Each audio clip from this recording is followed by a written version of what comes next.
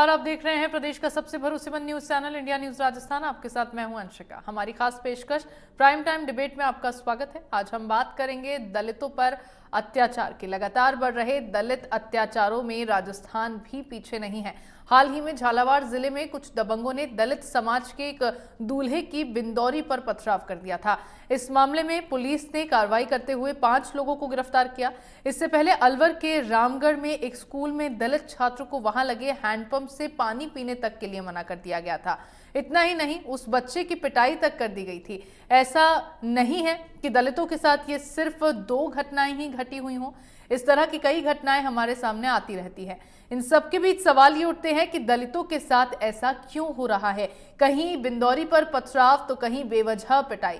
मटके से पानी पिया तो भी बर्दाश्त नहीं होता है। स्कूल से लेकर बाजार तक दलितों के साथ भेदभाव क्यों हो रहा है। रास्ते से लेकर मंदिर तक में दलितों की एंट्री पर दबंगों को ऐतराज क्यों है।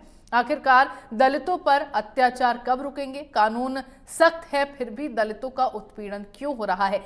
सबसे बड़ा सवाल यह है कि दलितों के वोट सबको चाहिए, लेकिन उनको सुरक्षा की गारंटी कौन देगा। आज की हमारी बड़ी बहस इसी मुद्दे पर केंद्रित है और चर्चा में हमारे साथ कुछ मेहमान भी जुड़ेंगे।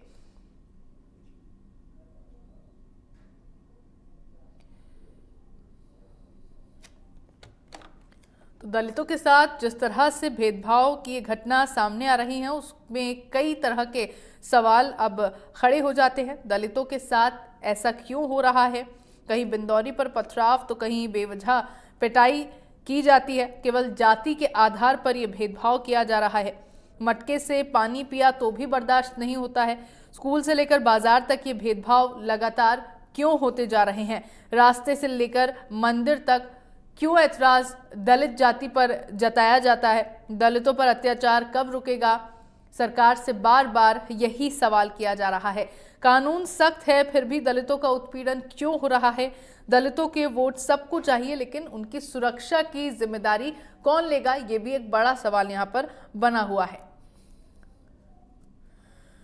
तो आज के दौर में भी दलितों के साथ इस तरह से व्यवहार किया जा रहा है, इस तरह से उनके साथ भेदभाव किया जा रहा है, जिसको लेकर कई तरह के सवाल भी अब खड़े हो रहे हैं। जहाँ एक तरफ भाजपा की ओर से लगातार बदलाव का दावा किया जाता रहा है, तो दूसरी तरफ कांग्रेस की ओर से भी ठीकरा हर बार भाजपा पर फोड़ने की कोशिश की जाती रही है। लेकिन जिस बदलाव की बात भाजपा करती आ रही थी, वो बदलाव शायद आज भी कहीं देखने को नहीं मिल रहा है।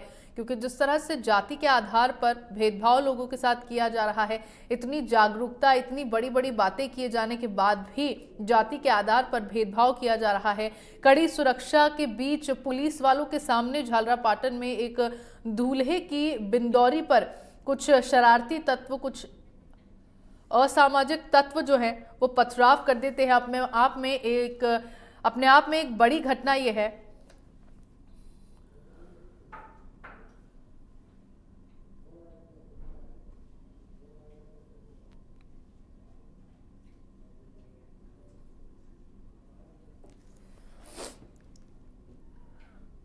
तो चलिए, बड़ी बहस में आज मेरे साथ पौरुष भारद्वाज नेता कांग्रेस जुड़ रहे हैं, राम कुमार वर्मा बीजेपी के नेता जुड़ रहे हैं और धर्मेंद्र जाटव सामाजिक कार्यकर्ता मेरे साथ जुड़े हुए हैं। आप सभी का इंडिया न्यूज पर बहुत बहुत स्वागत करती हूं। सबसे पहले मैं राम कुमार वर्मा जो बीजेपी से नेता हैं उनके पास जाना चाहूंगी। राम कुमार जी, एक घटना झालरापाटन से सामने आती है जहां पर एक दलित दूल्हे का जो बिंदौरी होती है, जो निकासी उसकी हो रही होती है, उस दौरान पुलिस की मौजूदगी में कुछ शरारती तत्व वहां पर पत्थरबाजी करते हैं। दलितों के साथ जिस तरह से भेदभाव किया जा रहा है जाति के आधार पर, वो भी आज के दौर में लगातार भाजपा की ओर से एक बदलाव की बात की जाती रही है। बार बार यही कहा गया है कि सरकार बनेगी तो बदलाव देखे जाएंगे। क्या बदलाव देखने को मिल रहा है? क्या ये बदलाव है कि दलितों के साथ आज भी वही जाति के आधार पर भेदभाव किया जा रहा है जिस तरह से पहले कांग्रेस के राज में हो रहा था?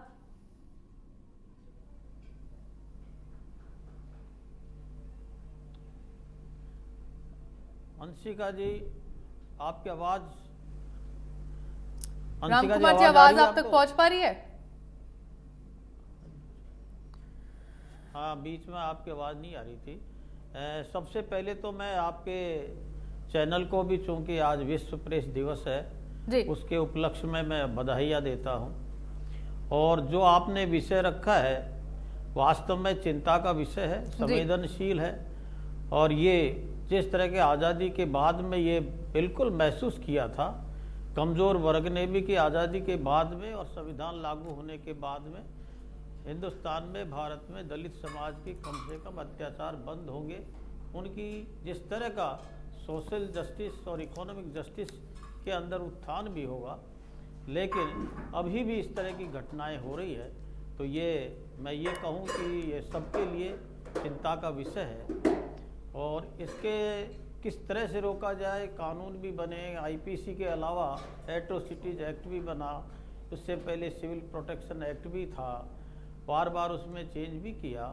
तो सबसे बड़ा दुर्भाग्य ये रहा, मैं तो ये कहूँगा कि हमारे मित्र जो विपक्ष के बैठे हैं वो कहेंगे कि इसका सामाजिक एक जन आंदोलन होना चाहिए था और जन आंदोलन के साथ साथ में कम से कम उसको बहुत गंभीरता से लेना चाहिए था कि ये जो विकृति है, सामाजिक विषमता है और एक दलित समाज को या आदिवासी समाज भी उसमें शामिल है, उनके साथ अत्याचार होते आ रहे हैं। बातें निश्चित है कि राजनीतिक पार्टी कर रही है। मेरे विचार से इसका सबसे बड़ा जो समाधान यही था कि जो हमारे कानून हैं उनको सख्ती से तो लागू किया ही जाता, लेकिन साथ साथ में इसको आर्थिक न्याय से भी जोड़ना चाहिए था।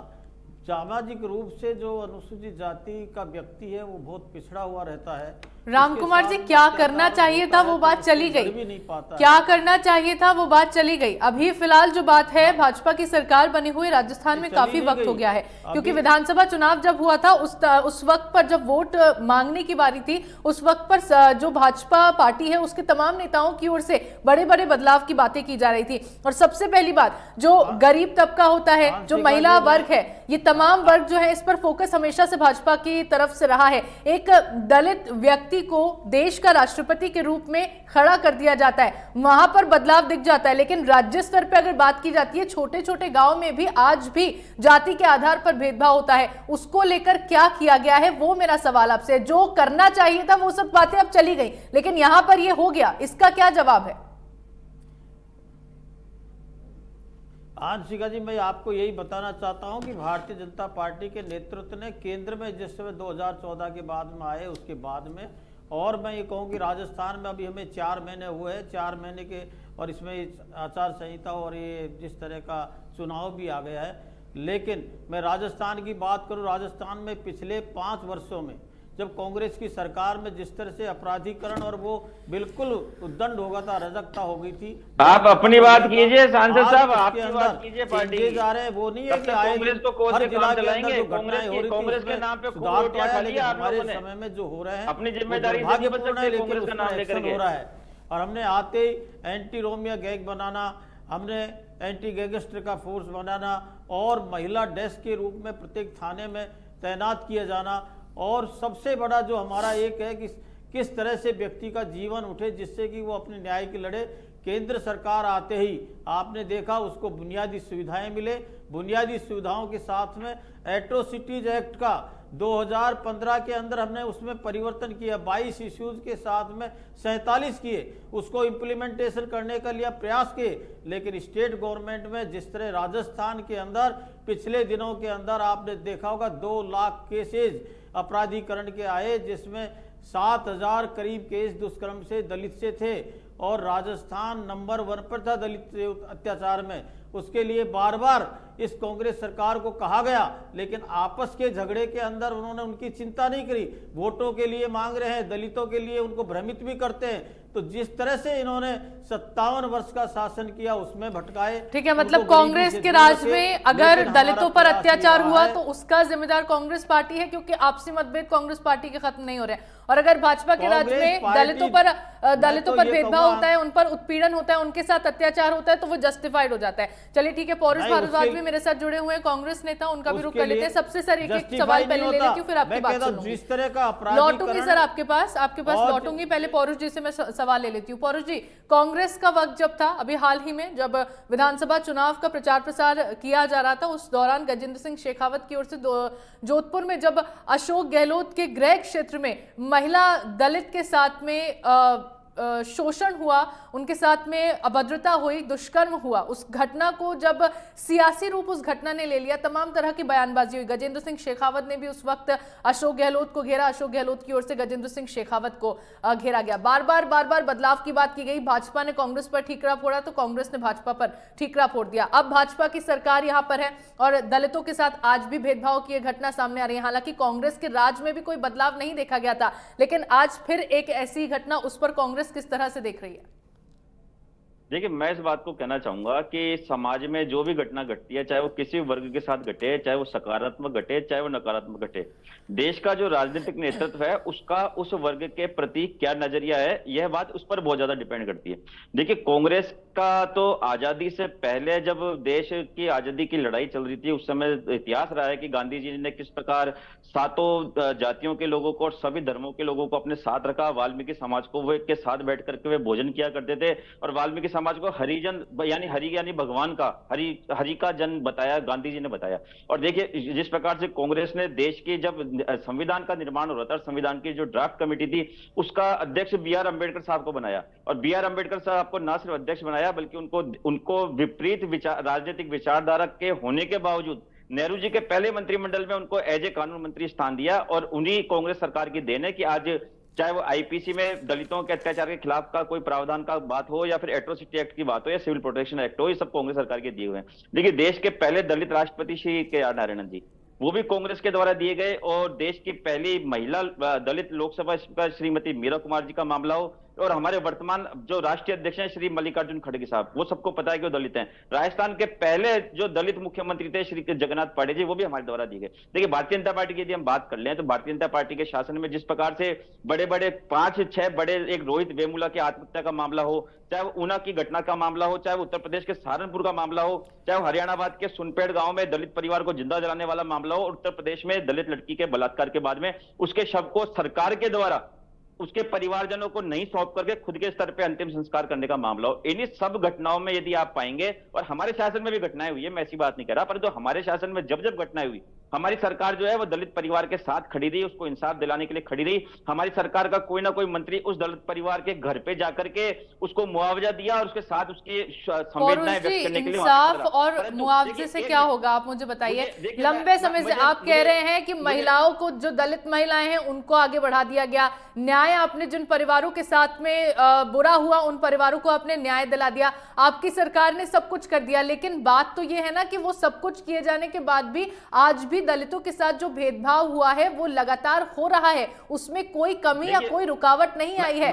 ये आपने शहरी क्षेत्रों की तो बात बता दी, ठीक है। आज जहां पर जो लोग जागरूक हैं इसे लेकर, वो लोग तो पूरी तरह से इसमें अपना सहयोग भी दे रहे हैं और भेदभाव जैसी कोई चीज वहां पर नजर नहीं आ रही। लेकिन पिछड़े इलाकों में आज भी इसी तरह की घटनाएं होती हैं। आप देख लीजिए, दलितों के साथ खाना नहीं खाना पसंद करते हैं लोग। पानी अगर कोई हैंडपंप से पी लेता है, बच्चा, दलित बच्चा हैंडपंप से पानी पीने के लिए जाता है, उसको वहां पर मना कर दिया जाता है। मना ही नहीं किया जाता, उसके साथ मारपीट भी की जाती है, ठीक है। मंदिर में दलितों को घुसने नहीं दिया जाता, उनके हाथ से खाना नहीं खाया जाता। इस तरह की घटनाओं को कैसे रोका जाए?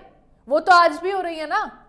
देखिए, मैं आपसे बिल्कुल, आपने मेरी बात को बीच में इंटरप्ट कर दी। मैं आपसे यही बात कहने वाला था कि जो देश में बड़ी दलित अत्याचार की घटनाएं हुई, उसके पीछे कहीं ना कहीं कोई ना कोई भारतीय जनता पार्टी की सरकार या तो प्रत्यक्ष तौर पे या फिर अप्रत्यक्ष तौर पे खड़ी हुई थी। भारतीय जनता पार्टी के कई नेताओं के कई घटनाओं में नाम है। उत्तर प्रदेश के अंदर तो स्थिति ये हो गई कि जब दलित बच्ची का बलात्कार हुआ तो उसके परिवारजनों को पुलिस ने उठा के बंद कर दिया, और हमारी नेता श्रीमती प्रियंका गांधी जी जब वहां गई तो उनसे भी मिसमैन हैंडलिंग की गई और वहां पे दलित बच्ची का अंतिम संस्कार जो है वो कर दिया गया। उसके जो दोषी थे उनको नहीं पकड़ा गया। तो इस प्रकार से जब राजनीतिक नेतृत्व जब नीचे संदेश देता है तो निश्चित तौर पर कथित तौर पर जो अपने आप को दबंग कहते हैं, जो अपने आप को ऊंचा कहते हैं, जो अपने आप को ऊंचा समझते हैं, जो लोग, उनके हौसले निश्चित तौर पे बढ़ते हैं। आप देखिए, चित्र आते हैं। अभी हमारे भारतीय जनता पार्टी के अभी सांसद साहब कह रहे थे कि साहब हमने दलित राष्ट्रपति बना दी। आपके सामने की बात है, चित्र है, पहले कोविंद साहब राष्ट्रपति थे, मुर्मू जी राष्ट्रपति थी, किस प्रकार से प्रधानमंत्री जी उनके सामने सीना ताने खड़े रहते हैं, किस प्रकार से अनेकों चित्र आए कि जब राष्ट्रपति प्रधानमंत्री जी के आगे हाथ जोड़ के खड़े हैं। तो इस तरह के जब चित्र आते हैं तो निश्चित तौर पर देश के संवैधानिक पदों की गरिमा भी गिरती है और दलित परिवारों पर अत्याचार करने वालों के हौसले भी बढ़ते हैं। और दूसरी बात मैं आपसे कहना चाहूंगा कि देखिए राष्ट्रपति जी वाली बात चली, देश में पिछले दिनों में 2 बड़े इवेंट हुए, जिसमें एक संवैधानिक इवेंट था और एक धार्मिक इवेंट था। संवैधानिक इवेंट के तौर पर हमारी संसद का उद्घाटन हुआ। देश की संवैधानिक संस्था के सर्वोच्च प्रमुख जो कहा जाता है वो राष्ट्रपति जी को कहा जाता है, पर जो देखिए राष्ट्रपति जी दलित राष्ट्रपति थे, उनको वहां पे नहीं बुलाया गया, प्रधानमंत्री जी ने उसका सारा श्रेय खुद ने ले लिया। राम मंदिर का उद्घाटन हुआ, कांग्रेस को तो कोस रहे लोग सब, कांग्रेस नहीं आ रही, कांग्रेस नहीं आ रही। अब राष्ट्रपति जी को आमंत्रित क्यों नहीं किया गया, ये मैं इनसे सवाल पूछे आप इनसे। और राष्ट्रपति जी को आमंत्रित करते तो क्या राष्ट्रपति जी की भगवान राम में आस्था नहीं थी कि वे वहां पर आती? यदि आप इन 2 बड़े इवेंट में देश की दलित राष्ट्रपति जी को आगे लेकर के आते तो निश्चित तौर पर उनका भी सम्मान बढ़ता, भारतीय जनता पार्टी का भी सम्मान बढ़ता। और भारतीय जनता पार्टी के आप वोट बैंक की बात कीजिए ना, भारतीय जनता पार्टी के आप देखिए, मैं नाम नहीं लेना चाहूंगा, अनेकों ऐसी जातियां जो दबंग जातियां होती है, जो दलितों पर अत्याचार करती है, भारतीय जनता पार्टी के वोट बैंक है, भारतीय जनता पार्टी के नेता उनके साथ खड़े रहे हैं। ये खुद इस बात को मानेंगे कि राजस्थान में जब जब दलित अत्याचार हुए तो इनके भाजपा के नेता प्रत्यक्ष तौर पर अप्रत्यक्ष तौर पर दलित अत्याचार करने वालों के पीछे खड़े रहे। तो जब तक ये मानसिकता नहीं मिटेगी, हमको जब एक तरफ आप देखिए कितने दुर्भाग्य की बात है कि हम एक जानवर पालते हैं, कुत्ता पालते हैं, उसको हम हमारी गाड़ी में लेके साथ घूमते हैं, हम उसको हमारे बिस्तर पे सुलाते हैं, और एक हमारा भाई जो भगवान का पैदा किया वो हरिजन है, जो भगवान का बनाया हुआ इंसान है, हमारे जैसे उसके हाथ है, हमारे जैसे पैर है, सब कुछ हमारे जैसा, और वो बेचारा हमारी सेवा कर रहा है। जो काम करने में हमें घृणा आती है, हमारे खुद के निजी कार्य, और वो आकर के बेचारा वो हमारा वॉशरूम साफ करके जा रहा है, हमारी गंदगी साफ करके जा रहा है, और हम उसी को 2म दर्जे का नागरिक समझ रहे हैं। तो मैं समझता हूं कि सभ्य समाज में ऐसी घटनाओं के लिए कोई स्थान नहीं है। उनके ऊपर अत्याचार करने वालों को और अत्याचार करने के पीछे जो लोग उनके साथ देने वाले, निश्चित तौर पर उनकी सामाजिक तौर पर अवहेलना भी होनी चाहिए, बचना भी होनी चाहिए, कानूनी तौर पर निश्चित तौर पर कार्रवाई होनी चाहिए। मैं आपसे बात कहना चाहूंगा। ठीक है, धर्मेंद्र जाटव जी, सामाजिक कार्यकर्ता के तौर पर आप इस पूरी घटना को किस तरह से देख रहे हैं? जो दलितों के साथ आज भी भेदभाव गांव में हो रहा है, गांव जो शहरी क्षेत्र से अलग गांव के एरिया में जिस तरह से जाति के आधार पर भेदभाव यहां पर लोगों के साथ किया जा रहा है, उसको एक सामाजिक कार्यकर्ता के तौर पर आप किस तरह देखते हैं और उसकी रोकथाम के लिए किस तरह के कदम आपके अनुसार उठाए जाने चाहिए?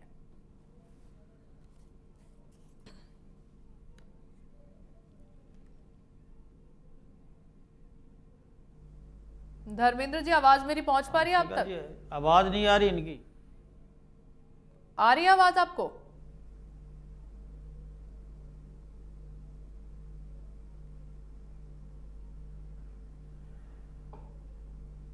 अनम्यूट कीजिए धर्मेंद्र जी। चलिए, आपका फिर से रुक कर लूंगी। आवाज आपकी पहुंच नहीं पा रही, मेरी शायद आवाज पहुंच नहीं पा रही आप तक। डॉक्टर महेश वर्मा स्वतंत्र पत्रकार भी मेरे साथ जुड़े हुए हैं, उनका रुख कर लेती हूँ। महेश जी, आज के दौर में भी इस तरह का भेदभाव दलितों के साथ में देखा जा रहा है, और ना सिर्फ भेदभाव बल्कि जाति के आधार पर प्रताड़ना, उत्पीड़न, सभी चीजें उनके साथ में देखी जा रही है। जहां एक तरफ बदलाव की बातें होती हैं, जहां एक तरफ वोट के लिए जो बड़े बड़े नेता हैं वो तमाम वादे इन लोगों से करते हैं, तमाम तरह के दावे करते हैं, लेकिन उसी बीच सारे वादे सारे दावे जो है वो खोखले साबित हो जाते हैं। और फिर भी जहां बदलाव की बात होती है और बदलाव के बीच इस तरह का भेदभाव आज भी क्यों देखा जा रहा है?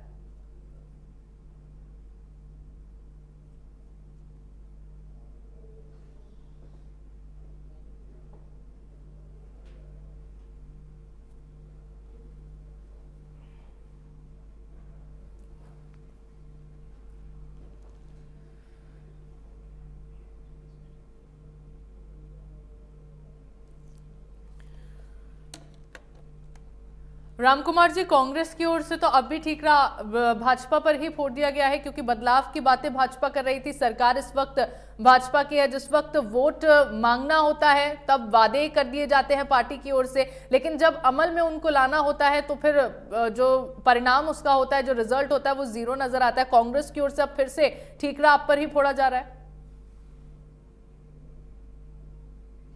हंसिका जी, सबसे ज्यादा जिम्मेदार अगर हिंदुस्तान में, इस भारत में है, जो दलितों को पीछे किया, उसका कारण है कांग्रेस की वोट बैंक की राजनीति। जिन्होंने वोट के लिए उनको यूज किया गया, लेकिन उनको जीवन स्तर को उठाने के लिए प्रयास नहीं किए गए, उनके प्रोटेक्शन के लिए प्रयास नहीं किए गए, और उसके रिजल्ट सामने नहीं आए। मैं पौरुष जी को बताना चाहता हूं कि भारतीय जनता पार्टी का नेतृत्व और हमारे, आपने 57 वर्ष तक शासन किया, डॉक्टर अंबेडकर साहब का अपमान भी किया, उनको किनारे भी रखा, उनको सम्मान भी नहीं दिया। लेकिन भारतीय जनता पार्टी शासन में आने के बाद में आंशिका जी मैं बताऊं कि पहले दलितों के जो महापुरुष हैं, जो उनके प्रेरणादायक हैं, जिन्होंने आवाज दी है, राष्ट्र के लिए सेवा की है, उनको सम्मान भी दिया। पंचतीर्थ उनके जन्म स्तर पर भी, उनके दीक्षा भूमि पर, चैत्य भूमि पर और दीक्षा भूमि के साथ में बहुआ के अंदर जन्म भूमि पर, और जहां पर उनका शव रखा गया अलीपुर रोड के अंदर, उसमें भी 5, और जहां पर लंदन में वो पढ़े वहां पर भी उसको शिक्षा के रूप में वहां पर स्थान बना गया, ये सम्मान दिया। और आप अभी कह रहे थे कि यहाँ दलित, कम से कम इनको ये सोचना चाहिए कि एक सामान्य पृष्ठभूमि के व्यक्ति को, लेकिन जिसके अंदर राष्ट्रवाद भी था और जन सरोकार के कार्य था, जिसने दलित समाज के लिए कार्य किया, ऐसे को राष्ट्रपति का पद भी दिया। और आप देखेंगे 60% SC ST OBC के लोग हैं, जिसमें SC के लोग करीब 14 लोग उसके अंदर मंत्रालय में। आप ये कहो जीवन यापन के लिए इन्होंने जिस तरह का जो गरीबों के नाम से, दलितों के नाम से स्कीम थी, आपने देखा होगा अंशिका जी, 55 करोड़ करीब खाते खोल करके हमने 36 लाख करोड़ की योजनाएं उन दलित और गरीबों के लिए दिया।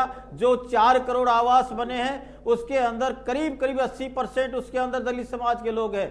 जो 12 करोड़ शौचालय बने, 12 करोड़ 11 करोड़ के करीब जो जिस तरह के गैस के कनेक्शन हुए हैं, वो मैक्सिमम दलितों के बुनियादी सुविधा है। और 55 करोड़ आबादी को जो 5 लाख का स्वास्थ्य बीमा योजना के तहत में हुआ, उसमें मेजोरिटी में वो गरीब और दलित समाज के उनका बुनियादी होगा। और भारतीय जनता पार्टी सामाजिक समीकरण और समरसता के भाव के लिए ढाणी जाकर के प्रवास करती है। और अब जिस तरह की घटनाएं हो रही है, आप देखना आने वाले समय पर इन पर कंट्रोल भी होगा।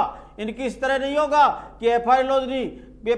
पौरुष जी बता रहे कितने 2 लाख केसेज हुए थे, 35,000 करीब अनुसूचित जाति जनजाति अनुसूचित जाति के अत्याचार केस थे, 7,000 से अधिक तो दुष्कर्म के केस थे। थाना गाजी में इनके रिपोर्ट नहीं थी। ये भीलवाड़ा की घटना भूल गए, नंदबई के अंदर क्या हुआ, किस तरह। और इन्होंने एट्रोसिटीज एक्ट के अंदर जो मुआवजा, इन्होंने एक सामान्य घटना वोट बैंक की राजनीति करने के लिए एक जिस तरह का एक्सीडेंट हुआ उसमें 50 लाख इमीडिएट दिए। लेकिन टोंक के अंदर एक बच्ची को जिस तरह से रेप करके और पानी में फेंक दिया, उसको सिर्फ 2 लाख रुपए का मुआवजा दिया गया। ये इनकी हालत है। मैं ये कहूंगा ये संवेदनशील है। मालूम है कि आज भी आजादी के इतने वर्षों के बाद में भी अनुसूचित जाति पर अत्याचार हो रहे हैं, लेकिन भारतीय जनता पार्टी कमिटमेंट, प्रतिबद्धता के साथ में उनको आर्थिक दृष्टि से मजबूत करने के लिए, चाहे स्टैंड अप योजना हो, मुद्रा योजना हो, चाहे किस तरह के स्टैंड अप स्किल इंडिया के आधार पर इनको ऊंचा उठाने के लिए कार्यक्रम किया। चाहे 80 करोड़ जनता को जो अनाज की निःशुल्क दे रहे, वो भी उनके लिए जीवन यापन उठाने के लिए। MSME के अंदर भी हमने 25% करीब। ठीक है पौरुष जी, राम कुमार जी ने भाजपा की तमाम उपलब्धियां गिना दी। भाजपा सरकार ने तमाम वर्गों के लिए क्या किया है वो सभी उन्होंने गिना दिया है। एक वक्त था जब भाजपा की ओर से ही कांग्रेस को लेकर बार सवाल उठाए जा रहे थे कि महिला सुरक्षा जो है वो उसमें पूरी तरह से नाकामयाब कांग्रेस की सरकार रही है। राजस्थान जो है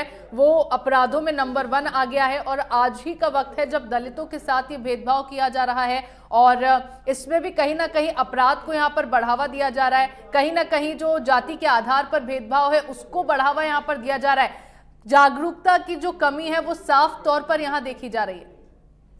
अंशिका जी देखिए, भारतीय जनता पार्टी के प्रवक्ता अभी परम आदरणीय श्री राम कुमार जी हो या फिर भारतीय जनता पार्टी के कोई नेता, चाहे किसी राजनीतिक प्लेटफॉर्म पे बात करें या फिर किसी टीवी डिबेट पे बात करें, जो भी एक बुराई वाली चीज होती है, इनकी सारी बातें कांग्रेस से शुरू होती है और कांग्रेस पे खत्म होती है। इनके चाहे केंद्र सरकार में रहते हुए 10 साल में इनको हो गए हो, चाहे इनको राजस्थान में सरकार बनाए इतना समय हो गया हो, चाहे उत्तर प्रदेश में इनको 10 वर्ष के करीब समय हो गया हो, अनेकों राज्यों में हो गया हो, परंतु जो भी बुरा होता है वो सब कांग्रेस का होता है, ऐसा ये मानते हैं। ये खुद की कोई जिम्मेदारी समझते हैं। ये इस बात को मानते हैं कि भाई कांग्रेस को ही आकर के इनके द्वारा शासित राज्यों में भी कांग्रेस को आकर के वहां पे अपराधी को पकड़ना चाहिए, अपराधी को सुधारना चाहिए। यह भी बहुत अच्छी बात कह रहे थे, बोल रहे थे कि राजस्थान में 35,000 मामले दर्ज हुए। मैं सांसद साहब से ये कहना चाहूंगा कि बिल्कुल निश्चित तौर पे देखिए, ये हमारी प्रतिबद्धता थी दलित समुदाय को न्याय दिलाने की, कि हमने जो भी राजस्थान में अगर यदि कोई केस हुआ तो हमने न सिर्फ उसकी FIR दर्ज करी, बल्कि हमने उस पर तत्काल कार्रवाई की और हमने अपराधियों को सलाखों के पीछे पहुंचाया। देखिए आपके यहाँ पर क्या स्थिति होती है, आपके राज्य में स्थिति ये हो गई, आपके राज्य में स्थिति हो गई कि आपके विधायक सरकारी सरकारी कर्मचारियों को धमकाते हैं। और सरकारी कर्मचारी, सुनिए, सरकारी कर्मचारी राजकार्य का सरकारी, ये देश पहली बार देख रहा है। सांसद साहब सुनिए, आपकी बारी है, बोलिएगा। आपकी बोगलाट बता रही है कि मैं सही बोल रहा हूँ, आपकी बोगलाट बता रही है कि मैं सही बोल रहा हूँ। मेरी बात सुनिएगा। मैं आपसे कहना चाहूंगा कि राजस्थान में पहला मामला ऐसा पहली बार देखने में आया कि राजस्थान की सरकार के कर्मचारियों को राजस्थान की भाजपा सरकार के नेताओं द्वारा धमकाया जाता है, और वे राजकार्य का मुकदमा दर्ज कराने के लिए थाने में जाते हैं तो पुलिस इतनी भाजपा के नेताओं से डरी हुई होती है कि राजकार्य में वादा का मुकदमा भी दर्ज नहीं करती। और कांग्रेस की सरकार में आम आदमी का मुकदमा दर्ज होता था। आपको उदाहरण देता हूं, आपकी सरकार में 2 केस हुए, अभी नाम नहीं लूंगा आपके नेता का, आपके विधायकों के खिलाफ मामला जब नहीं हुआ थाने में दर्ज, तो विभाग के द्वारा जाकर के कोर्ट में 156 सीआरपीसी के तहत इसका लगाया गया और पुलिस की एफआईआर वहां से दर्ज हुई। बड़े शर्म की बात है। और आपसे इस बात को कहना चाहूंगा कि आप कांग्रेस में दोष देख के अपनी जिम्मेदारी से बचना चाहते हैं। आपने वो योजनाएं गिनवाई जो पूरे देशवासियों को उपलब्ध है। आपने दलितों के लिए स्पेशल क्या किया? हमारे यहाँ पे तो हमने विधानसभाओं में और संसद में आरक्षण का प्रावधान किया, और जबकि आपके यहाँ तो आपके संघ के नेता, आपके भारतीय जनता पार्टी के ठीक है पौरुष जी, सरकार कांग्रेस की होती तो क्या कर लेते आप? आरक्षण की समीक्षा की बात, पौरुष जी, सरकार कांग्रेस की होती उस वक्त ऐसे मामले सामने आते तो क्या कर लेते आप? आपकी बौखलाहट बता रही है, अभी से बोल रहे हैं कि मैं सही बोल रहा हूँ। आप मेरी बात सुनिए। आपके नेता आरक्षण की समीक्षा की बात करते हैं, और आप अंबेडकर साहब के बारे में अभी बोल रहे थे कि अंबेडकर साहब को कांग्रेस ने किनारे करा। अंबेडकर साहब को कांग्रेस ने न सिर्फ संविधान की ड्राफ्ट समिति का चेयरमैन बनाया, बल्कि विपरीत राजनीतिक विचारधारा के व्यक्तियों के बावजूद उनको देश का पहला कानून मंत्री बनाया। और आप जिस संघ से प्रेरित हैं, उनके श्री गुरु गोवलकर जी के और श्री हेमंत हेगडेवर जी के किताबें पढ़ लीजिएगा, उनके विचार पढ़ लीजिएगा कि वे दलितों के बारे में उनके क्या विचार होते थे, दलितों को किस नजर से देखते थे। आपकी जो आपका मातृ संगठन है, बाबा साहब को धारणा रखता है, 1952 के अंदर हराया नहीं है। आपके आरएसएस प्रमुख बयान देते हैं कि आरक्षण की समीक्षा होनी चाहिए। फिर आपका जब आपको पॉलिटिकल डैमेज होने लगता है तो प्रधानमंत्री जी आके कहते हैं कि मेरे होते वाले कोई छेड़छाड़ करेगा। नहीं पौरुष जी, आप एक बात बताइए, अगर कांग्रेस की सरकार राजस्थान में होती, उस दौरान ये घटना सामने आती तो कांग्रेस क्या करती उस वक्त? देखिए, निश्चित तौर पे कांग्रेस पार्टी का इतिहास रहा है अंशिका जी। कांग्रेस पार्टियों ने अपराधियों के खिलाफ तत्काल अभियान दर्ज करके तत्काल हमने कार्रवाई की है। और ये देखिए कितनी बेशर्मी से कैसे तत्काल कार्रवाई की है। जब जोधपुर में दलित महिलाओं के साथ दुष्कर्म की घटनाएं सामने आ रही थी, जब दलित महिलाओं के साथ दुष्कर्म की घटनाएं अपने चरम पर थी, तब कांग्रेस पार्टी की ओर से क्या किया गया? पौरुष जी, जब जोधपुर में दलित महिलाओं के साथ दुष्कर्म की वारदातें सामने आ रही थी, वो घटनाएं जो थी अपने चरम पर थी, आम हो गया था दलित महिलाओं के साथ दुष्कर्म होना, हर रोज ऐसी घटनाएं सामने आ रही थी, तब कांग्रेस ने क्या किया? कितने एक्शन ले लिए और कितनी कमी उन घटनाओं में आ गई? अरे आप गिराज मल्लिंगा की बात कीजिए अंशिका जी। जिस गिराज मल्लिंगा ने दलित अधिकारी के साथ मारापीटी करी, कांग्रेस पार्टी ने उसका टिकट काट दिया। और एक बात और, जब उसने मारापीटी करी तब ये भारतीय जनता पार्टी का दूसरा चरित्र था कि आकर के हमारे ऊपर इल्जाम लगाते थे कि हमारी पार्टी के विधायक ने दलित अधिकारी के साथ ऐसा कर दिया। यह हमारी संवेदनशीलता थी कि मुख्यमंत्री जी ने खुद को मुख्यमंत्री आवास बुलाया उस विधायक को, और उसको हमने गिरफ्तार किया, मुख्यमंत्री आवास से हमने गिरफ्तार किया। और न सिर्फ हमने उसको गिरफ्तार किया बल्कि हमने उसका टिकट काटा। और देखिए भारतीय जनता पार्टी की दोगली नीति, भारतीय जनता पार्टी ने मल्लिंगा का भारतीय जनता पार्टी विरोध करती थी, उसको इन्होंने अपना प्रत्याशी बनाया, उसको अपने उन्होंने विधानसभा में जाने के लिए उसका मार्ग प्रशस्त किया। इस दोहरे चरित्र की बातें रामकुमार वर्मा साहब आपको करने का अधिकार नहीं है। देश की जनता जान चुकी है कि आप कितने दलित हितैषी, कितने दलित विरोधी हैं। चलिए धर्मेंद्र जी, क्या अब आपको मेरी आवाज मिल पा रही है? हाँ, मैं आपको सुन ठीक है, ठीक है। धर्मेंद्र जी, आप एक सामाजिक कार्यकर्ता हैं। दलितों के साथ जिस तरह का भेदभाव और जिस तरह की घटनाएं अब सामने आ रही हैं और पहले भी सामने आती रही हैं, उसको सामाजिक कार्यकर्ता के तौर पर आप किस तरह देख रहे हैं? और उनके हित में आवाज उठाने के लिए क्या कदम आपकी ओर से उठाए जा रहे हैं, या आगे आने वाले वक्त में इस तरह की घटनाएं और ना हो, लोगों में इसकी जागरूकता इसको लेकर फैले, भेदभाव को लेकर जो अभी जिस तरह से लोग सतर्क नहीं है, भेदभाव जिस तरह से जाति के आधार पर होता है, उसको लेकर क्या कुछ कदम आपकी ओर से उठाए जाने हैं? जी, मैं पहली बात तो जो अभी यहाँ पे चर्चा चल रही थी, मैं जो हमारे देश में जिस तरीके का जो कास्ट एट्रोसिटी है, मैं उसको पार्टी के दृष्टिकोण से नहीं देखता हूँ। पार्टी, किसी भी पार्टी की सरकार हो, लेकिन जो मजबूत जातियां हैं हमारे देश में, जो संगठित जातियां हैं, जो राजनीति को गहरे से प्रभावित करती हैं, वो लोग हमेशा दलित अत्याचार में लिप्त पाए जाते हैं। कमजोरों को दबा के रखते हैं वो लोग। और उनके खिलाफ कोई एक्शन भी नहीं होता मामले हुए। और उनमें ठीक है, ये बात सही है कि कांग्रेस की पिछली सरकार में समय से उनके खिलाफ एफआईआर हुई, लेकिन बहुत सारे मामलों में हमको सड़क पर भी उतरना पड़ा, तब जाके उनमें कार्रवाई हुई। तो हाँ, ये बात जरूर है कि बीजेपी के दौर में अभी ऐसा लगता है कि कुछ कास्टिस्ट ग्रुप को ऐसा लगता है कि बीजेपी की सरकार में उनको बेहतर प्रोटेक्शन मिलेगा, तो वो ज्यादा ऐसी घटनाओं को ज्यादा अंजाम देते हैं। अभी थानागाजी में भी रिसेंटली ऐसा आया है कि वहां पर कुछ धार्मिक अनुष्ठान होने जा रहा है और वहां पर दलितों को वहां पर उसमें शामिल नहीं होने दिया जा रहा है। तो ये हमेशा चलता रहता है। मुझे लगता है इसका सबसे बड़ा कारण है कि हमारे देश में फंक्शनल इंटरडिपेंडेंसी तो है कि एक वाल्मीकि समाज का व्यक्ति अगर 4 दिन अगर सफाई ना करे तो उसकी भी जरूरत है, लेकिन इकोनॉमिकल इंटरडिपेंडेंसी हमारे देश में नहीं है। दलित समाज के पास में जो जिसे बोलते हैं बार्गेनिंग पावर नहीं है, वो बार्गेन नहीं कर पाता है क्योंकि वो आर्थिक रूप से एब्सोल्यूट पॉवर्टी जिसे बोलते हैं, वो आर्थिक रूप से बहुत कमजोर स्थिति में है। जब तक वो आर्थिक रूप से सक्षम नहीं होते हैं तब तक उन्हें कास्ट एट्रोसिटी को झेलना ही पड़ेगा। लेकिन वो आर्थिक रूप से सक्षम कैसे होंगे, वो मजबूत कैसे होंगे? सबसे बड़ा सवाल तो यही है ना। आज के दौर में भी उम्मीद यही की जाती है कि अगर दलित है तो नीचे बैठ के खाना खाएगा, अगर दलित है तो साफ सफाई करेगा। उम्मीद तो यही की जाती है।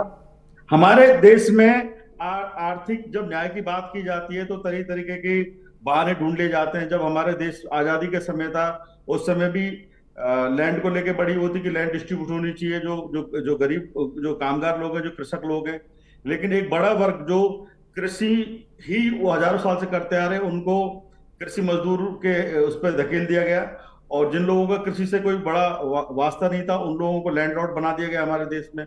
अब एलपीजी तक हमने सब्र किया। एलपीजी की पॉलिसी आने के बाद में सरकारी नौकरियां तो घटी, लेकिन हम लोगों ने जिस तरीके से छूट दी बैंकिंग सेक्टर को, बैंकिंग सेक्टर ने और भी इस खाई को ज्यादा पाट दिया।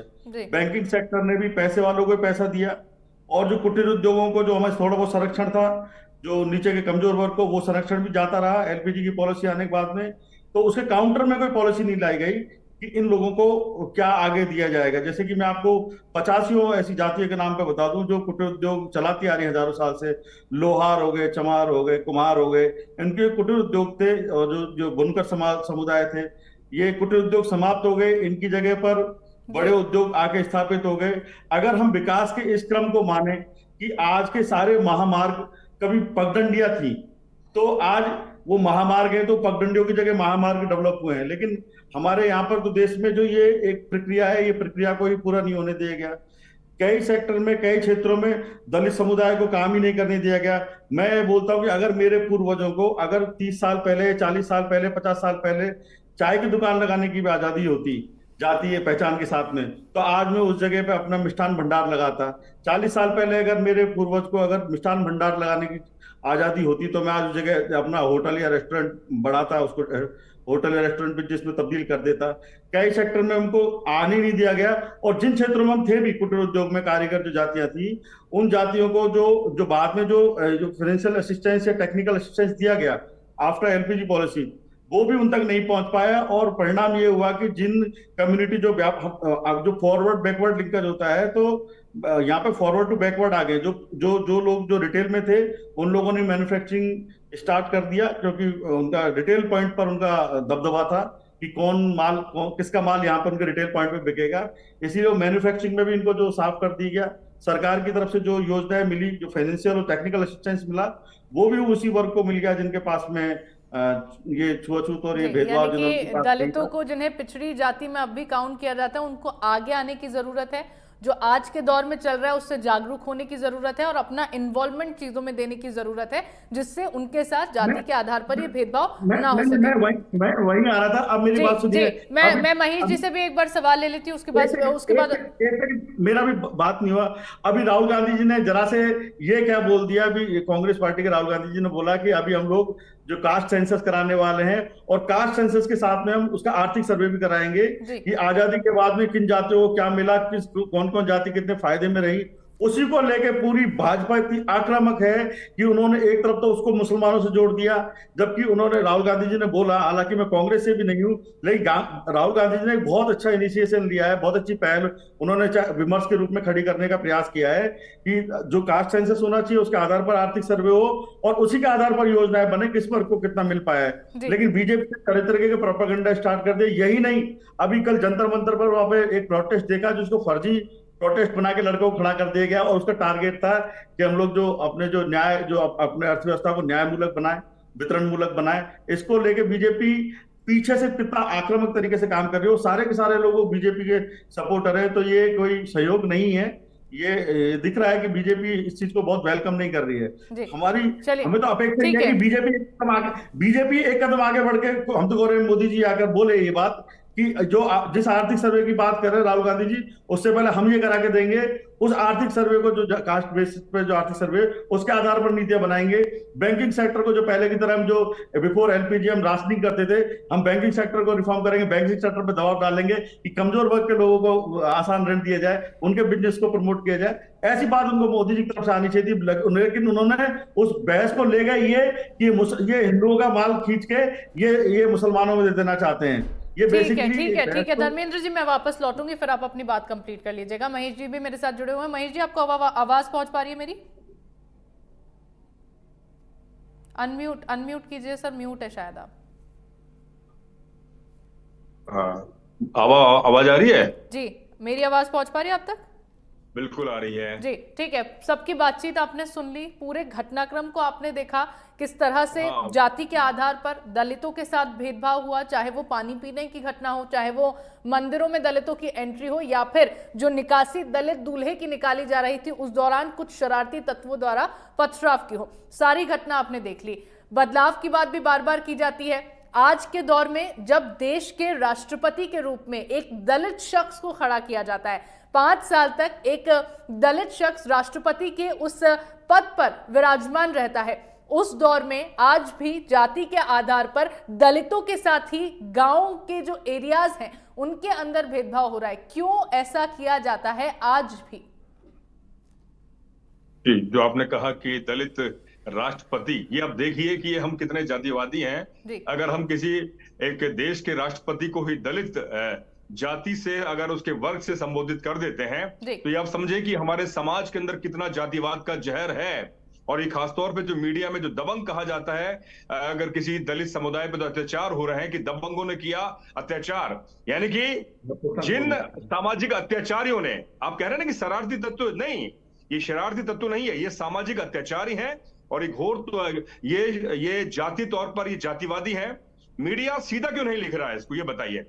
एक देश का राष्ट्रपति, जो देश का पहला नागरिक है, अगर कोई आदिवासी कोई बन रहा है तो उसे आदिवासी राष्ट्रपति कह रहे हैं। अगर कोई पंडित भी बन रहे हैं तो आप ये क्यों नहीं कहते कि आप ब्राह्मण समाज से राष्ट्रपति बना है, या राजपूत समाज से कोई राष्ट्रपति बना है, या जाट समाज से उपराष्ट्रपति बना है। ये संज्ञा जिस दिन आपने देने लग गए तो मुझे लगेगा कि हाँ, कुछ समानता आई। लेकिन आपने खुद ने कहा कि राष्ट्रपति दलित बन रहा है, उसके बावजूद गांव के अंदर उसको उसकी शादी ब्याह, उसकी बिंदोरे निकलने पर लगातार उसके साथ उसको घोड़ी में नहीं बैठने दिया जा रहा। ये हमारा समाज, भारत का जो समाज है, पूरी तौर पर जातिवादी है। और हम जितने पढ़े लिखे बन रहे हैं, उससे ज्यादा हम और जहरीले हो रहे हैं। आप सामाजिक तौर पर और ज्यादा अपने आप को गूढ़ बना रहे हैं। आप भौतिक तौर पर संपन्न तो हुए हैं। ये पूरे समाज की ये नजरिया है। जिस तरह से धर्मेंद्र जी ने बात कही, मैंने धर्मेंद्र जी की बात सुनी है, और भारद्वाज जी की मैं बात नहीं सुन पाया उस समय टेक्निकल एरर की वजह से। लेकिन इस देश की सच्चाई है, देश के प्रधानमंत्री अगर आरक्षण पर आज बात बोल रहे हैं, संविधान पर बात बोल रहे हैं, उन्हें मालूम है कि वोट की ताकत आज इस देश के अंदर जो दलित है और आदिवासी है, इस देश में तकरीबन 30 से 35% आबादी रखता है दलित और आदिवासी, और वो किसी भी राजनीतिक पार्टी को जिता सकता है, हरा सकता है। ये कहने का मादा आज तमाम राजनीतिक पार्टियों को कहना चाहिए, लेकिन वो नहीं कहते। वो सोचते हैं कि इनका जो वोट है ऐवे ही मिल जाएगा। मैं इसलिए कह रहा हूं कि हमें जो जातिवादी जो मानसिकता है उससे बाहर निकलना चाहिए, तब जाकर हम न्याय कर पाएंगे। और आप देखिए कि 5 साल के अंदर राजस्थान का जो रिकॉर्ड है, तकरीबन 60,000 मामले दर्ज होते हैं, और उसमें 90% मामलों में एफआईआर लग जाती है। आप सोचिए, SC/ST एक्ट को लेकर 2 अप्रैल 2018 को इतना बड़ा आंदोलन होता है, सुप्रीम कोर्ट उसे कानून को कमजोर करती है, बाद में संसद उसे फिर दोबारा से मोदी जी तो बैकफुट पर आते हैं, केंद्र सरकार, और अंतोगत्वा उस कानून को फिर दोबारा से उसी नजरिए से पेश करते हैं। तो मेरा ये कहने का मतलब है कि इस देश की इतनी बड़ी ताकत, इतनी बड़ा आबादी वाला समुदाय को अब हाशिए पर पटक रहे हैं। आपने उनको ना जमीन दी, ना आपने उसको नौकरी दी, ना उसको सम्मान दिया। आज एक दलित किसी कमरा किराए पर लेने जाता है, कमरा मकान किराए पे लेने जाएगा, अगर उसे पता लग जाए कि फला नौकरी कर रहा है, फला अखबार में, फला चैनल में किसी दलित समुदाय का, तो उसको किस दृष्टि से देखा जाएगा। किसी प्राइवेट सेक्टर में, सरकारी सेक्टर में बहुत बुरी स्थिति है। ये सवाल हमारे दिमाग में जो जहरीला भरा पड़ा है उसे कैसे निकालेंगे? और महेश जी, सवाल तो यही है ना, इसी मानसिकता के साथ समाज कब तक आगे बढ़ता रहेगा? जागरूकता तो कब लोगों में ये सवाल मैं ये कह रहा हूं, सवाल ये जाति खत्म कैसे होगी? बाबा साहब ने 1936 में जब एनालिसिस ऑफ कास्ट लिखी, उन्होंने कहा कि देश की जो सबसे जहरीला नजरिया जाति है, और जाति को खत्म करने का जो सबसे बड़ा मादा, जो अपने आप को जाति पर गर्व करते हैं, जिन्होंने जाति का प्रिविलेज मिला पड़ा है, वो जाति को खत्म करें भाई। महेश वर्मा कैसे करेगा? महेश वर्मा तो पीड़ित है, उसका वर्ग पूरा पीड़ित है, लेकिन मैं गौरवान्वित हूं अपने काम से। आप सोचें, हम लोग शहर में रह रहे हैं, लेकिन आज भी अलवर में थानागाजी में एक मंदिर में नहीं घुसने दिया जा रहा कि अगर दलित समुदाय के लोगों को अगर मंदिर में घुसने दिया जाएगा तो ये मतलब कि वहां पर पूरी व्यवस्था उनकी चौपट हो जाएगी। सवाल बाबा साहब ने कहा ना कि आपको मंदिर जाने की जरूरत क्या है, आप विद्यालय जाइए, कॉलेज जाइए, आप पढ़ें। ये ठसका जब दलित समाज में आ रहा है, इसीलिए सामने वाला ये घुर्रा रहा है, वो डर रहा है कि इनको अगर 20-30 साल और ज्यादा एम्पावर हो गए तो ये हमारी पूरी सामाजिक व्यवस्था को बिल्कुल चौपट कर देंगे।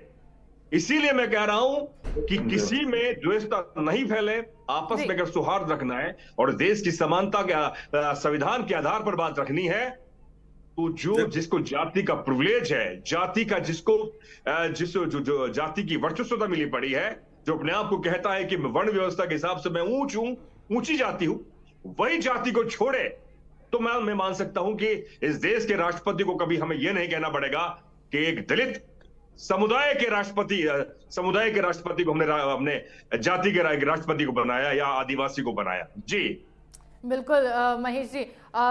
धर्मेंद्र जी, मैं आपके पास आती हूँ। एक बार मैं राम कुमार जी से एक सवाल ले लूँ।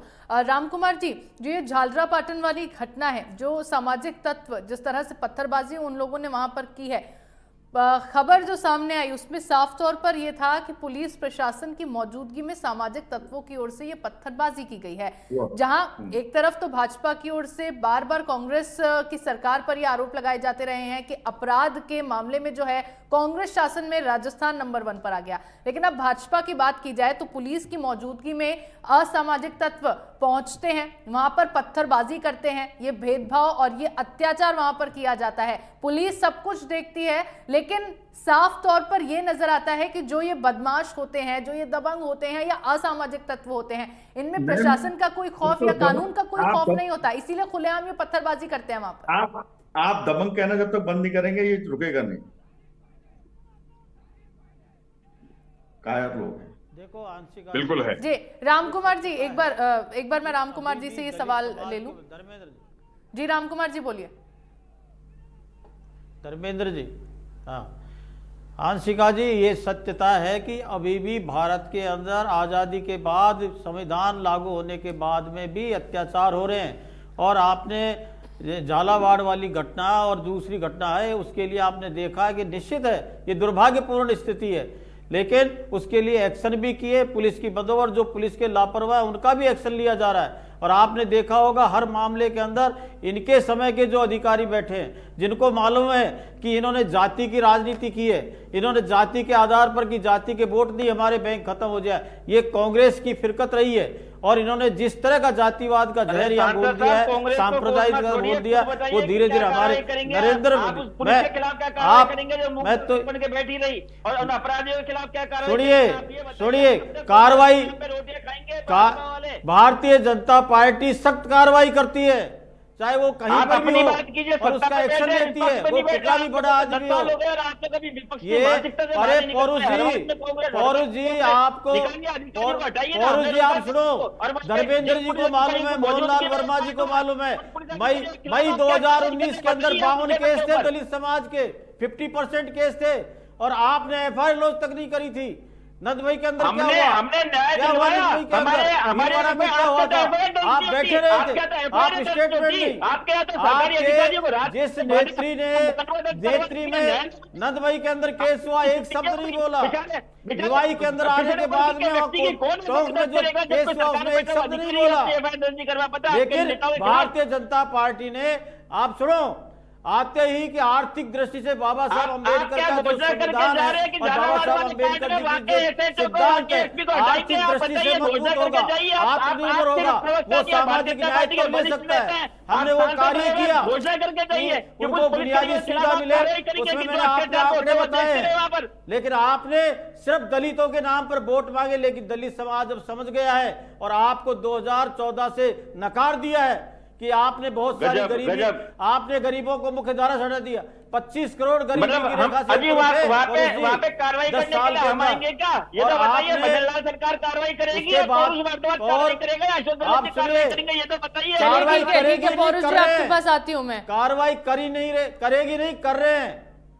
उनके बाद में पूरी व्यवस्था करके वो देखिए अंशिका जी, ये लोग कोई जिम्मेदारी नहीं लेना चाहते। यदि मेरी सरकार में कार्रवाई आप किसी तरह नहीं कि 5 वर्ष आप दोनों की कुर्सी के झगड़े के अंदर सबसे ज्यादा ये गरीब आदमी जो दलित महेश वर्मा जी ने बताया 35,000 केस थे। तो आप पौरुष जी, धरातल को जितनी देन है, हमने कोई जातिवाद का नारा नहीं दिया, हमने युवा, महिला, किसान और गरीब कल्याण का नाम से स्कीम चल रही है, धरातल में आ रही है, उनके रिजल्ट आ रहे हैं। उसी के रिजल्ट के कारण में आज हमारा वंचित समाज समझा है कि कौन हमारे असली चहेते हैं, कौन नहीं है, इसलिए आपको नकारा है, आपके कर्मों के द्वारा नकारा गया है। अरे भाई आपकी तो बात कहिए कि ठीक है पौरुष जी, मैं आपके पास आती हूँ। उससे पहले धर्मेंद्र जी कुछ कह रहे थे, उनकी बात सुन लेते हैं। धर्मेंद्र जी, आप अपनी बात कहिए। जी मैम, मेरा सबसे पहले तो आपसे ये निवेदन है और आपके इस चैनल के माध्यम से सभी मीडिया कर्मियों को निवेदन है कि जो कायर और नपुंसक लोग हैं उनको दबंग कहना बंद कर दीजिए। दबंग वो होता है जो चाहता है कि गरीबों के लिए सिस्टम से भिड़ जाए। आप लोग किसी महिला को 20 लोग नंगा घुमा रहे हैं, आप बोलते हैं दबंगों ने किसी महिला को नंगा घुमा दिया। ये कैसे दबंग लोग हैं? दबंग का मतलब होता है अकेला आदमी भी न्याय के लिए 100 लोगों से भिड़ जाए, वो दबंग होता है। यहाँ पे लोग कुछ कास्टिस्ट लोग हैं, एक बाहर से कोई बारात आई है उसको लेके ऊपर से अटैक कर रहे हैं, पत्थर मार रहे हैं, आप बोल रहे हो दबंग। दबंग नहीं है, कायर है। सर मैंने किस संदर्भ में बोला है वो आपको पता है? मैंने किस संदर्भ में बोला? मैंने उनको कोई जस्टिफाई नहीं किया है। मैंने ये चीज नहीं बोली कि उन्होंने बहुत अच्छा काम किया है। मैंने ये चीज यहाँ पर साफ तौर, मैंने स्पष्टीकरण उस बात का दिया। मैंने कहा कि दबंग कह लीजिए, असामाजिक तत्व कह लीजिए, मैंने उनको ये कहकर नहीं बोला। नहीं सर, मेरी बात सुनिए। दूसरा आपका प्रश्न था कि कास्ट एट्रोसिटी को कैसे कम कर सकते हैं। देखिए, 2 चीजें थी इसमें। एक जो कुछ लोगों का आजादी के समय मानना था कि पढ़ाई लिखाई के साथ में हृदय परिवर्तन होगा और छुआछूत और जातिवाद की भावना जाती रहेगी, जिसमें गांधी जी भी एक थे। दूसरा था अम्बेडकरी गुट, जिन्होंने बोला कि ये जो जातिवाद है, ये जाति व्यवस्था है, ये कुछ लोगों के फायदे की चीज है, कुछ लोगों के लिए नुकसान की चीज है। तो अतः जिन लोगों के लिए जाति व्यवस्था फायदे की चीज है, क्योंकि इससे सीधा सीधा अर्थव्यवस्था पर उनका कब्जा बैठता है, कब्जा होता है, वो लोग इस जाति व्यवस्था को खत्म नहीं करना चाहेंगे, ऊंच नीच को खत्म नहीं करना चाहेंगे। ऐसे में हमको लॉ बना के इन्फोर्स करने की जरूरत है। अभी हम लोग सामाजिक जो भेदभाव है उसके लिए हमने बहुत सारे एट्रोसिटी एक्ट बनाए और उसके काफी उससे रोका भी गया है। अब मेरा दूसरा है आर्थिक जो इकोनॉमिक इंटरडिपेंडेंसी, मतलब आर्थिक रूप से जब तक इन लोगों को, वर्गों को आगे नहीं बढ़ाया जाएगा, जाति व्यवस्था और छुआछूत की जो भावना है, नीचा दिखाने की भावना है, वो नहीं जाएगी। ऐसे में चाहे कांग्रेस चाहे बनाए चाहे बीजेपी बनाए, लेकिन ये क्राइंग नीड है कि जो निचला वर्ग है। और आपको एक चीज और बता दूं, गौर करने वाली बात, कि जिस बेरोजगारी की बात हम कर रहे हैं, वो बेरोजगारी की समस्या उन लोगों की नहीं है जिनके परिवार की जो बैंक अकाउंट में 50 लाख या 1 करोड़ रुपए जमा है, या जिनके पास 50 बीघा जमीन है।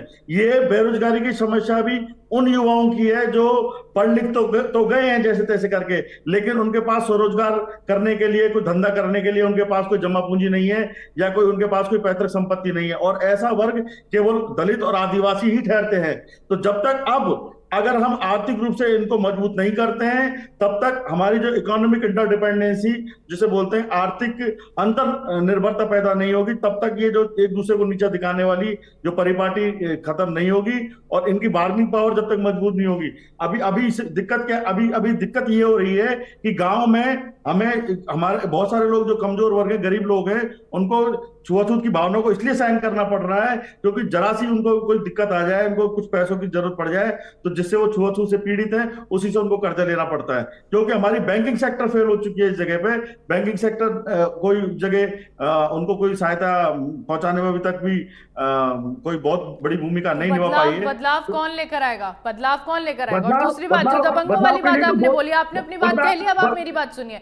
दबंगों वाली जो बात मैंने बोली, आप सुनिए मेरी बात। जो दबंगों वाली बात मैंने बोली, उससे पहले मैंने साफ तौर पर इस बात का जिक्र भी किया कि पुलिस वालों के सामने उन लोगों ने पत्थरबाजी की, जिसका मतलब है कि पुलिस का कोई खौफ नहीं है। दबंगाई उन्होंने दिखाई। इस संदर्भ में मैंने दबंगों का जो दबंग वर्ड यूज किया, इस संदर्भ में मैंने यूज किया। और दूसरी बात जो आप बोल रहे हैं कि कभी भी पैसे मांगने जाते हैं तो छुआछूत की तरह उनको दूर कर दिया जाता है, बहुत पिछड़े हुए वो लोग हैं, उनको हर चीज में इन्वॉल्व नहीं किया जाता है। तो सवाल यही है कि बदलाव कौन लेके आएगा, जागरूक उन्हें कौन करेगा, किसका काम है जागरूक करना? क्योंकि मीडिया का काम मुद्दा उठाना है, और मैं वो मुद्दा यहां से बैठकर उठा रही हूं, लेकिन जागरूकता फैलाना किसका काम है? मैं अपने तरफ से तो लोगों में जागरूकता फैला दूंगी, लेकिन बाकी जो लोग हैं, जो नहीं समझ रहे हैं, जो आज भी उसी मानसिकता के साथ जी रहे हैं, उनका क्या किया जाएगा? मैम, इससे देश ही अनस्टेबल होगा, देश का स्थायित्व खतरे में पैदा हो जाएगा। यदि एक बड़े वर्ग को लंबे समय तक दबा के रखा गया, भूखा रखा गया, तो निश्चित रूप से ये देश की जो लोकतंत्र है, इसके स्थायित्व पर प्रश्न चिन्ह लगेगा। अभी जिस तरीके से नीचे की सोसाइटी में अनरेस्ट पनप रहा है लोगों का, अभी आपने देखा कि राजस्थान में कई जगह पर वोटिंग परसेंटेज भी बहुत लो हुआ है। ये इस बात का परिचय है कि लोगों का लगातार लोकतंत्र पर विश्वास कम हो रहा है। ठीक है ना? अगर उनको सॉल्यूशन नहीं दे पाए हम लोग, तो निश्चित रूप से हमारे जो लोकतंत्र पे भी सवाल निशान लगेगा। और हम सब लोगों को, ये सब लोगों की जिम्मेदारी है कि हम इस चीज को विमर्श में लेके आए। अब यहाँ तो विमर्श ही ऐसा हो रहा है कि किसी चीज को लेके आर्थिक न्याय पे बात की जा रही है, और मोदी जी लेके चल रहे हैं कि मंगलसूत्र छीन लिया जाएगा, किसी का घर से ही छीन लिया जाएगा। अरे भाई, मंगलसूत्र छीनने का कोई कानून बन सकता है क्या किसी लोकतंत्र में? और मंगलसूत्र केवल कोई कुछ ही कास्ट के लोग पहनते हैं, सभी महिलाएं मंगलसूत्र पहनती हैं। आज उन्होंने भाषण दिया कि तुम्हारी भैंसें चोर ली जाएंगी।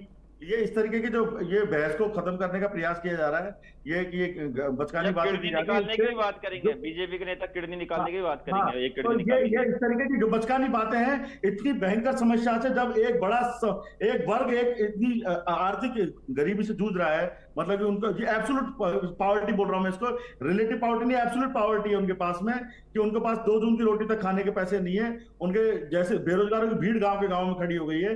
ये भीड़ क्या करेगी? ये आने वाले समय 5 साल में क्या करेगी? हमारे पास एक बड़ा मौका था कि हम युवाओं को काम दे पाते, हाथों को रोजगार दे पाते। ये लोग हमारे देश की अर्थव्यवस्था का इंजन बन सकते थे। हम अपने युवाओं को बैठा के उनका समय खराब कर रहे हैं। एक पीढ़ी की पीढ़ी हमने खराब कर दी है। ये लोग भी आज राजस्थान में आज आपकी मीडिया में खबर सुनी, हमारे युवा सबसे ज्यादा भी नशे के शिकार हो रहे हैं। क्यों? खाली बैठेगा, खाली दिमाग शैतान का घर। तो हमें अभी जो जरूरत है वो आर्थिक रूप से कमजोर समाज को मजबूत करने की जरूरत है। जैसे ठीक है सर, टाइम की कमी है मेरे पास में, अपने आप में कमती होगी। महेश जी, आपकी आखिरी प्रतिक्रिया इस पर चाहूंगी। जी देखिए, बदलाव के लिए पूरी तरह से सभी को सामूहिक प्रयास करना पड़ेगा। और जो पीड़ित वर्ग है, जो कमजोर वर्ग है, उसके पास संसाधन नहीं है। मेन पावर तो है लेकिन संसाधन नहीं है। आपने उसको संवैधानिक तौर पर नौकरी में आरक्षण दिया, वो तकरीबन उसके पास कुछ चंद नौकरियां आई हैं, उसके बुनियाद पर उसका आर्थिक थोड़ा सा उद्भव हुआ। आप सोचिए, जिस समुदाय के पास 2 जून की रोटी के लिए भी बड़ा मशक्कत कर रहा था, वो समाज कैसे उन असामाजिक तत्वों से लड़ेगा? जैसे कि साफ तौर पर है कि गांव देहात में किसी दलित समुदाय की बहन बेटी का जब बलात्कार होता है, वह अंतोगत्वा समझौता करता है साल 2 साल में, क्योंकि हमारी जो न्यायिक प्रक्रिया है, जो हमारे पुलिस की जो पूरी प्रक्रिया है, वो इतनी ज्यादा लंबी है और इतनी ज्यादा अत्याचारी है, कई बार पुलिस का जो अधिकारी है, सिपाही है, वो इस तरह से समझौते पर आमादा हो जाते हैं उस पीड़ित परिवार के लिए कि भैया आप अपनी बेटी की आगे इज्जत लुट गई है, कोई बात नहीं, आपको उसके खेत से निकलना होगा, उसके खेत में काम करना होगा, उसे कर्ज लेना होगा। ये सरकार जो है हमारी, चाहे कांग्रेस की हो चाहे बीजेपी की हो, ठीक है, आप अपने मंचों पर भाषण आप क्या दे रहे हैं? आप सोचिए, आप मैं कह रहा हूं, उस देश का 30 से 35% आबादी, इस देश के जो दिशा बदल सकता था, जो आज पढ़ लिख कर अपने आप को एम्पावर कर रहा है, लेकिन जब वो मुड़कर देखता है अपने पीछे गांव देहात में, तो उसकी बहुत बुरी स्थिति है। और मैं कह रहा हूं कि आप दलित समुदाय के मोहल्लों में भी जाके आप देखें, आप दिल्ली में देखें, आप दिल्ली में उसकी स्थिति गुर्बत से बड़ी गंद से भरा पड़ा है। तमाम राजनीतिक पार्टियां उसे वोट तो लेना चाहती हैं, लेकिन उसकी आवाज समय की मेरे पास कमी है, मैं माफी चाहूंगी, आप जल्दी से अपनी बात को कंप्लीट कर दीजिए।